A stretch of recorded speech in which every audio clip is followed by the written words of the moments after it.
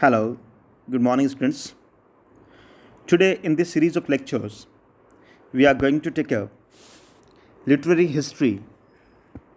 Under literary history, we will discuss Indo-Anglian literature, Anglo-Indian literature, and Renaissance in India. First of all, let's take up Indo-Anglian literature. The term Indo-Anglian literature has gained wide acceptance since the last few years. It is no longer regarded as an inferior version of English.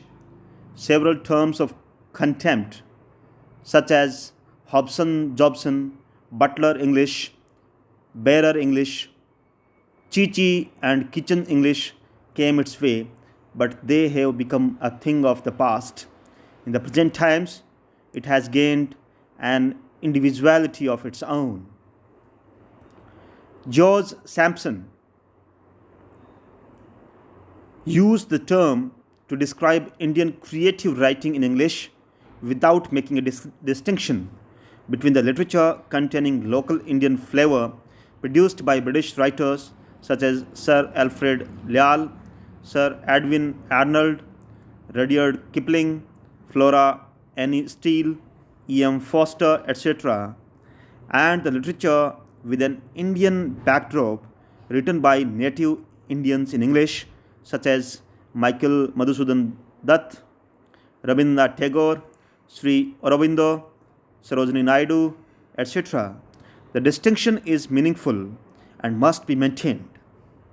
It is for the latter category that the term Indo-Anglian literature is used.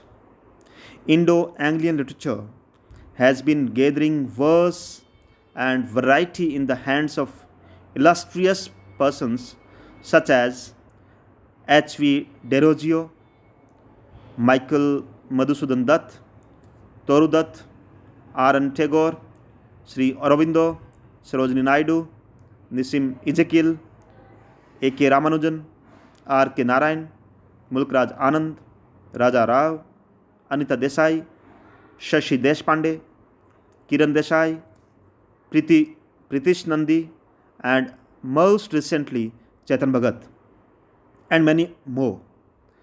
Indian writing in English have effectively expressed the variegated pictures of Indian life and thus added a fresh flavor and a new direction to English literature. As a matter of fact, Indo-Anglian literature encompasses or entails or incorporates both Indian literature and a variation of English literature. It is this literature that holds the key to the future. Sri Aurobindo believed that the future poetry will acquire a mantric quality and that such poetry will be first manifested in Indo-Anglian literature. Tagore thus remarked, "It has a future, for it is quickened with life." Now, we will discuss Anglo-Indian literature. The term Anglo-Indian literature refers to the literature which is an outcome of Indo-English literary association. England and India had come together or had been accidentally thrown together, and out of this affiliation was born Anglo-Indian literature. Writers such as Sir William Jones, John Lydon, Sir Edwin Arnold, Meadows Taylor, E.W. Bain are considered proponents of Anglo-Indian literature as they had lived in India for several years and used the English language to give expression to their thoughts and ideas. However, the work of Kipling or E.M. Foster belongs completely to English literature, just as Pearl S. Buck and Louis Bromfield, even when they chose to write about India, should be classified only as American writers. The term was used as early as 1883 to describe a volume printed in Calcutta, now Kolkata, entitled Specimen Compositions by Native Students. This term was used freely for quite some time. However, now both for Indo-Anglian and Anglo-Indian writing, the term Indian writing in English is used. Now we will discuss Renaissance in India. With the arrival of Sir William Jones, education in India entered into a new phase of development. Sir Jones was a great lover of Indians and their sacred literature. He founded the Bengal Asiatic Society, published various renderings of Shakuntalam and Hitopadesh, and addressed an astonishing series of odes to various Hindu gods. He also wrote a long verse tale, The Hindu Wife or the Enchanted Fruit, based on an episode of the Mahabharata. Other significant developments also took place at this time.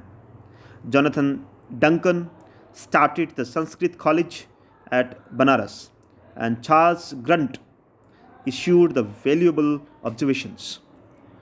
The three significant factors that emerged at this moment, which led to the concretization of action in this situation, were first, the intellectualism and Renaissance ardor among the Indians, as symbolized by Raja Ram Mohan Roy.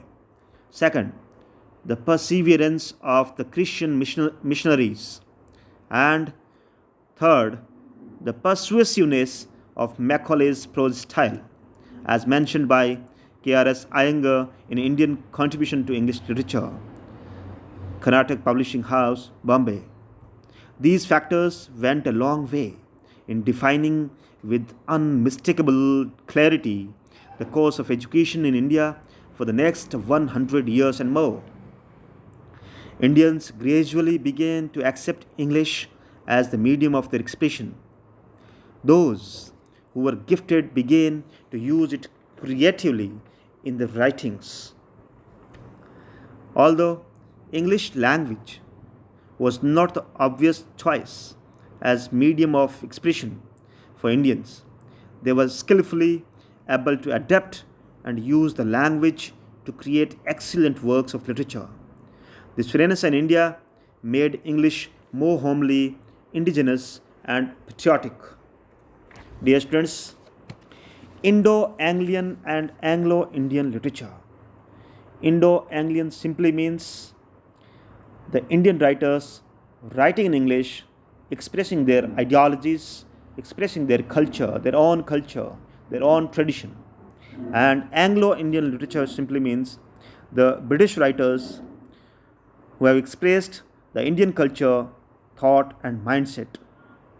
The writers were Britishers, English, writing in English, but writing about India. And Indo-Anglian literature, the writers of India who were writing in English, but about India. Means Indo-Anglian literature and Anglo-Indian literature.